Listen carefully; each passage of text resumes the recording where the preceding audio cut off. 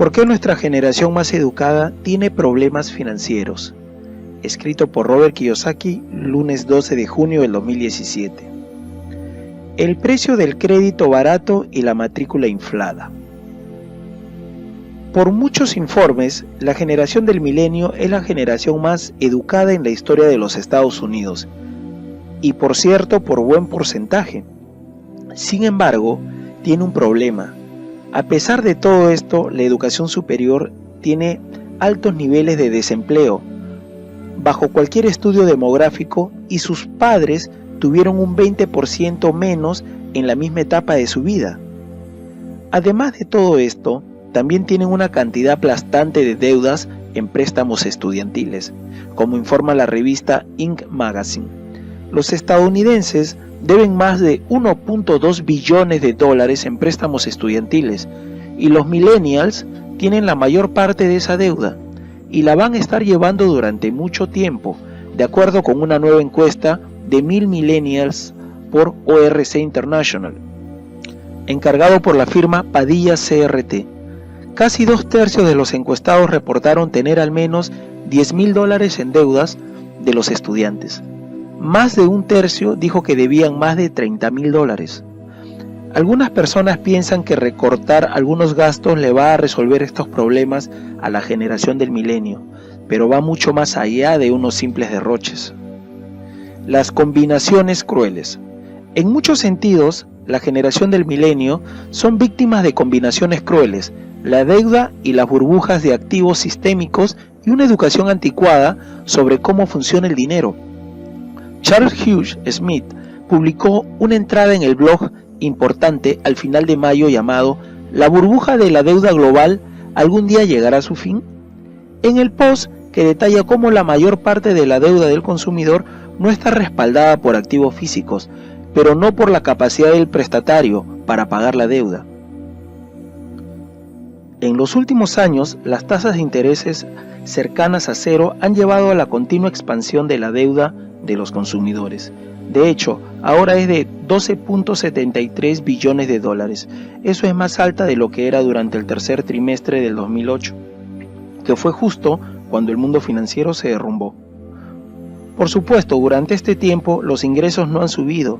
Como muestra Smith, el ingreso familiar promedio, ajustado a la inflación, se ha mantenido invariable desde 1998, y el 90% de los perceptores de la parte inferior de hecho han visto bajar sus ingresos. Por lo tanto, seguimos viendo cantidades crecientes de la deuda, pero no hay crecimiento en el ingreso de servicios. ¿Y cómo continúa esta? Una vez más, existen bajas artificiales de interés de los bancos centrales. Esto es lo que los bancos querían. Se da la apariencia de crecimiento sin crear realmente un verdadero crecimiento. El alto costo de las necesidades básicas. Mientras tanto, como señala Smith, servicios y marcas protegidas por el Estado han aumentado sus precios a niveles astronómicos. Se dará cuenta de que dos de los conceptos básicos necesarios para la vida, que son alimento y vivienda, se han visto en un 50% de inflación desde 1996, mientras que la ropa se ha mantenido en poco menos de 0%. La matrícula universitaria y los libros de texto son un 200% más caro. Eso es asombroso y penado. Durante décadas, la regla cardinal de éxito en los Estados Unidos era ir a la universidad y obtener un buen grado. Este era el paso fundamental para luego conseguir un trabajo bien pagado, la compra de una casa y la inversión para la jubilación en un 401k. Estas son, por supuesto, todas reglas viejas del dinero. La compra de una mentira. La generación del milenio compró este sueño al 100%. Es por eso que ambas son las generaciones más educadas y la de peor situación financiera. En el tiempo que estaban recibiendo su educación universitaria, el costo estaba inflándose a niveles astronómicos, mientras que el costo de vida se iba hacia arriba. El empleo se iba hacia abajo y los ingresos se fueron reduciendo. Mientras tanto, el costo de los bienes de consumo baratos, como los televisores y los teléfonos inteligentes, se desplomaron, gracias a la mano de obra barata en el extranjero y la producción. La tormenta perfecta sucedió. Los millennials acumularon tanta deuda de consumo gracias a las tasas de tarjetas de crédito baratas y y asumieron costos de educación inflados altamente que se pagarían con empleos bien remunerados para cubrir la deuda. Todo esto se está llevando a cabo de manera muy diferente.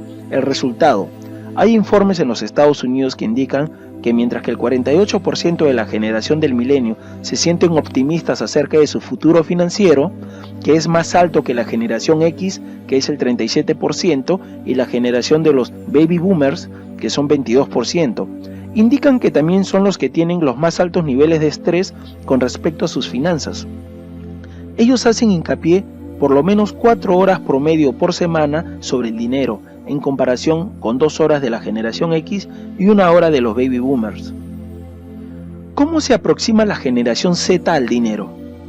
La generación Z, los pequeños hermanos y hermanas de la generación del milenio, han visto desde las gradas y quieren hacer las cosas diferentes.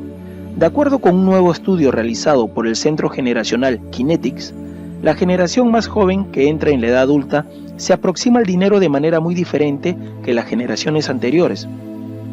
Por un lado, cómo evitar la peste de la deuda. Cuando se trata de la universidad, ellos han aprendido la lección. La mayoría busca una educación que no les dejará deuda. La mayoría piensa trabajar mientras asiste a la universidad para evitar la deuda, y una cuarta parte de ellos planea el uso de ahorros para pagar los costes. Esta evitación de la deuda también da a luz a un alto valor en el ahorro. Con muchas personas en la generación Z, todavía adolescentes, el 12% ya ha comenzado a ahorrar para la jubilación y el 35% dicen que van a comenzar en la veintena. Tal vez lo más sorprendente es cómo la generación Z obtiene sus planes de fondo de retiro. Al menos un 52% en el Centro Generacional Kinetics dijo que planeaba pagar la jubilación con ahorros personales. El 28% seguirá trabajando y el 26% dependerá de la ayuda del gobierno. Por lo tanto, mientras que la generación Z aprende una valiosa lección sobre las viejas reglas del dinero, de que ir a la universidad no es una gran inversión que se doble en 2, ahorrar dinero y quedar libre de deudas sí que lo es. También están verificando que es un mito el que un trabajo proporciona seguridad financiera. ¿Por dónde empezar? Sin embargo, estos son por lo menos brotes verdes en el paisaje de la educación financiera de América.